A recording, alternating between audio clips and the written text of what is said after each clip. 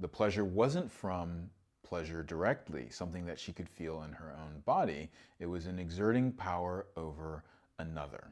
I'm Aaron Michael, and this is Cervical Tales, stories of the everyday woman. I had a relationship that would best be described as a paramour, a lover. And particularly, that term is quite accurate because it is a lover that wants to keep it a secret. Now, the reason for desiring that secrecy is that this person was a well-known socialite of a of a certain social status with a certain amount of publicity that just didn't want, her personal life known. And more importantly, I was not the typical person that she would choose to interact with. She always had been with men that were much taller than her, men that uh, had a particular level of power, social status, wealth, and also a an age as well that was older than her. So for all these reasons, she had a particular image that she wanted to maintain and that she deeply valued. But in interacting with me, there was something that was a curiosity there. And she confided in me that, she could not literally feel herself, like in terms of sensation, did not have much feeling. It was kind of like maybe some pressure there, but there was no sensation. Also, she had never actually been in love, never felt this feeling of love that people speak about. On top of that, her pussy was for power, a power that she enjoyed exerting over men, and that's where she got the pleasure. The pleasure wasn't from pleasure directly, something that she could feel in her own body. It was in exerting power over another. So, the very first time, and by the way, she now has shared this story with, her circle of people, and so this is not a secret anymore, and so there is a freedom to share this with you all. Now, the thing that's interesting here is that as we began to interact, I was introducing her to her body, and the part that the first time I had physically touched her, she was saying that she was getting these sensations, but it was when I brought my heart close to hers, this awakening of heat and sensation that came through her body made her want to explore further.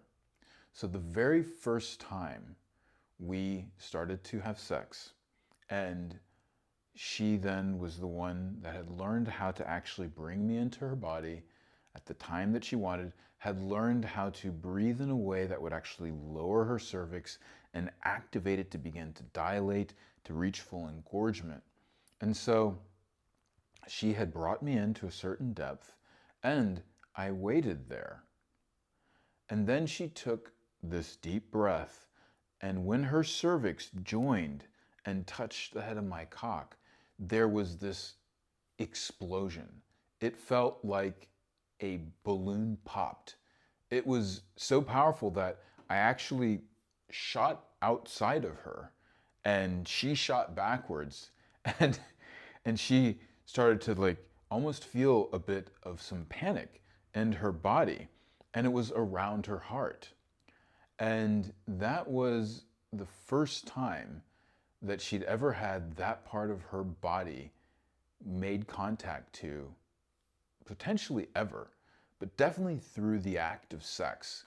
And it created an openness in her that what she first described as a, I don't know what that sensation was. It made me feel vulnerable and exposed. And as we continued to then make love and continue to interact sexually with each other, it was as if her heart and her emotions, as well as her sensations, started to come online.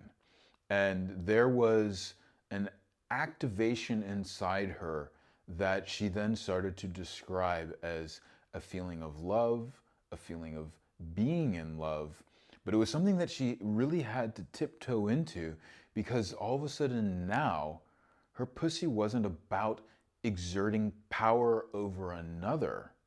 It was about encountering the power that resided within herself and a vulnerability that came with that because she had never been with a partner that she could not simply control, yet also didn't want to control in some way, yet still had that history of always trying to control. And so there was a lot of transformation that was happening as she was starting to realize that she wanted to be able to finally let go, and that there was other ways to experience herself in relationship to others, but ultimately to herself.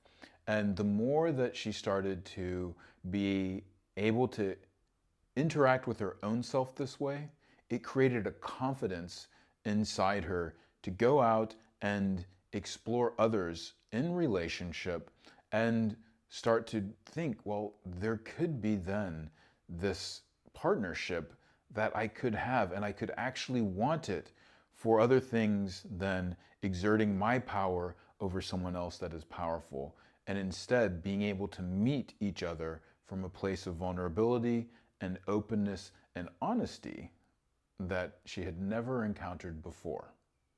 Now, we have not been in contact for some years. I don't know what has happened since then. But after we had quit seeing each other, she had reached out and said that those experiences had allowed her to know herself from a place of feeling and a place of reflection and sharing openly with me in relationships in her own marriage that she had had for many years. And she had never encountered before that ability to feel met, that ability to see herself and encounter herself in that short period of time that we had, and in the conversations and interactions we had. And her ability to open herself up in those conversations came from her ability to open herself to herself and have agency in doing so, which then gave her the ability to choose with whom she cared to share those gifts.